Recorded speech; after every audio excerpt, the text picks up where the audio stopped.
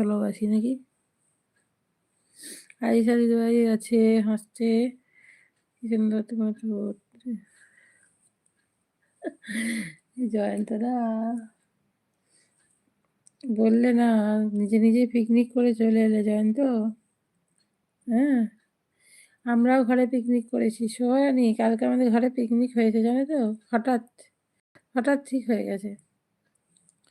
আমার খুড়তুতো দেওর আছে, আমাদের বাড়িতেই থাকে। বললো এসে বৌদি চলো পিকনিক করবো ছাদে। দিয়ে সবাই মিলে গেলাম, ছাদেতে ফিস্ট হলো। বুঝলে শোভা, সবাই মিলে ছাদেতে রান্না রান্না করে খাওয়া দাওয়া হলো ওখানে।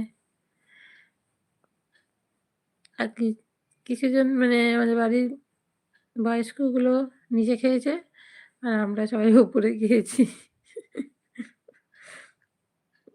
আমি করতে পারছি না। দিয়ে ছাদেতে সব খাওয়া হয়েছিল।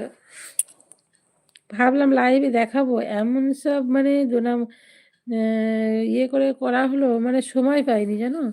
একটু লাইভ করে দেখাতাম যে পিকনিকটা, শেয়ার হলো না।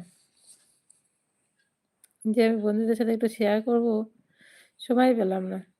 হঠাৎ ঠিক হয়েছে তো, এবার রান্না টান্না সবাই যে যার সবাই লেগে পড়েছে করতে।